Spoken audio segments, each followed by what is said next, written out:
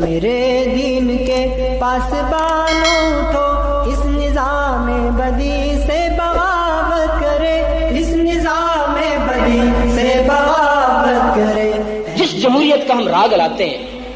اگر پوری کی پوری دنیا مل کر ایک بات کہتی ہے، ساری کی ساری امت ایک بات کہتی ہے، اور اللہ اور اس کے رسول صلی اللہ علیہ وسلم کی بات سے میل نہیں کھاتی، تو اسلام کے جوتے کی نوک پر پوری امت کی بات کا یہ تقاضا ہے شمشیر لے اور باطل پرستوں کو غارت کرے، جہد پہ ہم کے خوگر بنے اس طرح، خاک و خوں کے جہاں سے محبت کرے، ظالموں کو تباہی کا پیغام دے، بے قصوں سے سلوک مراوت کرے، دست باطل کے پھولوں کو ٹکرائے، پھر جادائے حق کے کانٹوں سے الفت کرے۔ انسان کو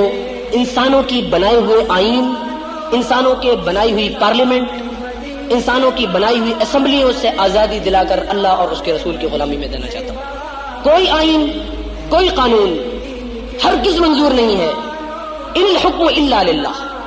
قانون ہے تو صرف اللہ کا قانون کرے، اس نظام بدی سے بغاوت کرے، عدل و انصاف کچھ اس طرح سے مٹا، کانپ اٹھی عرض حق ظلم و عدوان سے، بھائی بھائی میں پیدا ہوئی دشمنی، اب لرزتا ہے انسان انسان سے، پھر شریعت کی خاطر گزر جائے ہم دولت و مال سے، جسم سے جان سے، جس سہولت پسندی نے مارا ہمیں، اس سہولت پسندی پہ لعنت کرے۔ یہ دہشت زدہ ہیں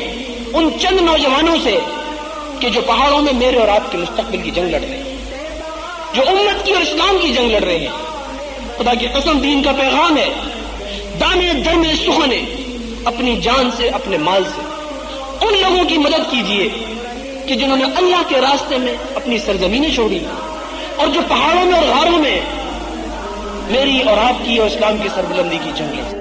موت سے پیار کرنے کی خاطر بڑے، آؤ کھیلے تپنگ اور شمشیر سے، آدمیت جہاں میں ہو آزاد، پھر شیطنت کے ہر ایک دام تصویر سے، ڈگمگائے قدم پھر سے طاغوت کے، نوجوانان ملت کی تکبیر سے، اس طرح سے بڑے موت ڈرنے لگے، اہتمام ثبات و عزیمت کرے۔ عمل کے لیے آج یہاں سے فیصلہ کر کے اٹھا،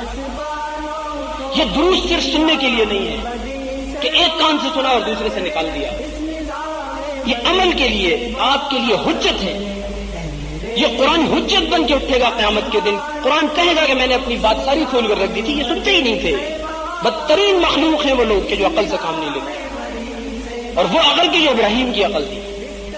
وہ عقل کی جو موسیٰ کی عقل تھی کہ اکیلا موسیٰ اپنے بھائی کے ساتھ وقت کے سب سے بڑے طاغوت کے سامنے کھڑا ہوتا ہے۔ ترے نرم و نازک بھی دے بزدلی، دوست تو اس پہ مرنا نہیں چاہیے، لاش کانٹوں پہ کوئی گھسیٹے گیا، اس تصور سے ڈرنا نہیں چاہیے، کفر سے بھڑ کے ہلکی نہیں کوئی شے، کفر کا خوف کرنا نہیں چاہیے، آؤ غیرت کے جذبوں کو زندہ کرے، آؤ سب مل کے پاس حمیت کرے، اے میرے دین کے پاسبانوں کو اس نظام